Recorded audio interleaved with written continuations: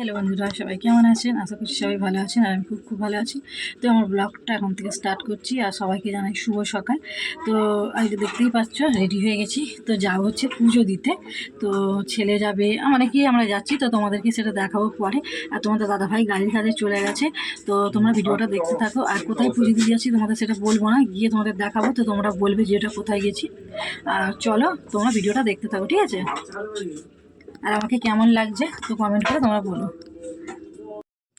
তো এই যে তোমাদের দাদাভাই গাড়ি ছেড়ে দিয়েছে আর আমরা এখন গাড়িতে 6 জন আছি। আর আমাকে কী বলছিল, তো এই জন্য আমি অত হাসছিলাম।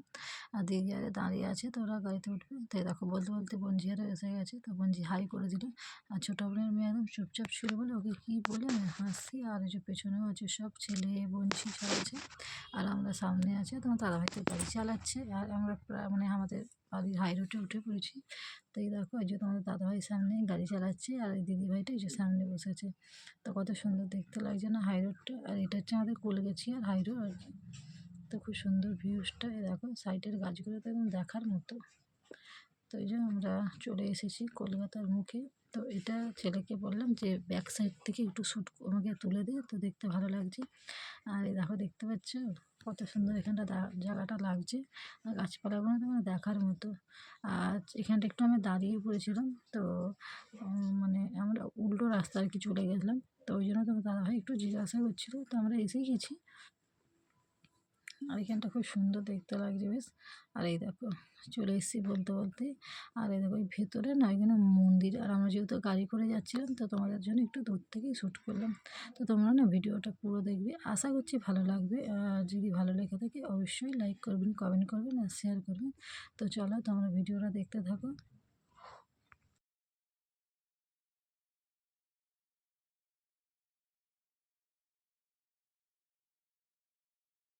চলে এসেছি কালীঘাটে এখন পুজো দিতে। তো তোমাদের দাদাভাই গেছে গাড়ি পার্কিং করতে আর আমরা দাঁড়িয়ে আছি। তো তোমার দাদাভাই এলে যাবো।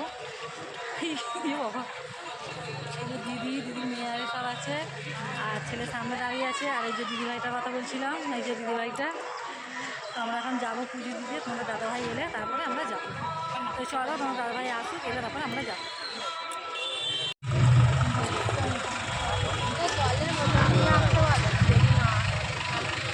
তখন একটু আমার মনে নেই সব না।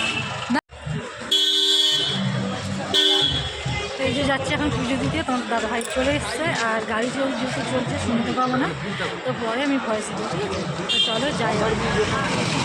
ডান দিকে চলে যাও।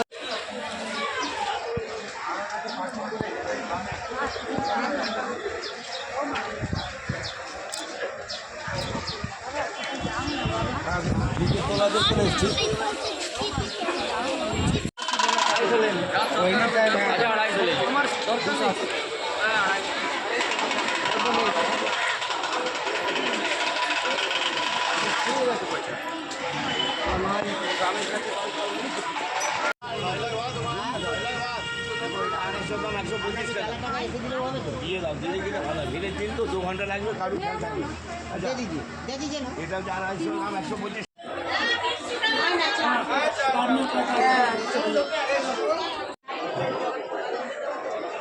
ঘুমানো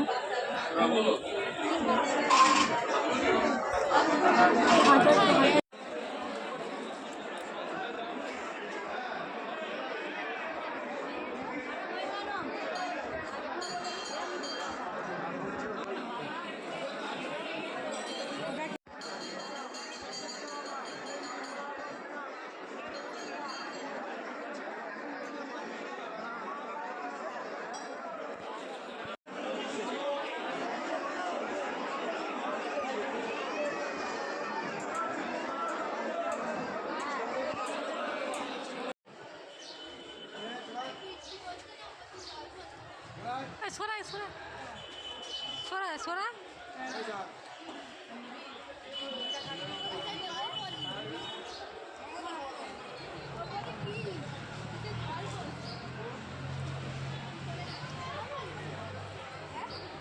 ও সরাই নে কেনে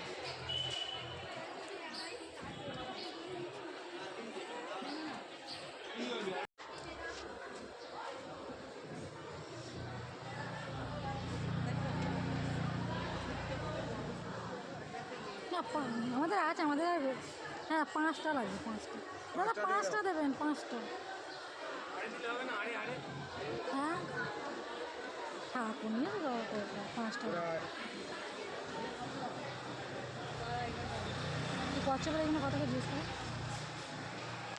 এই কচ্ছপগুলো কত করে গো?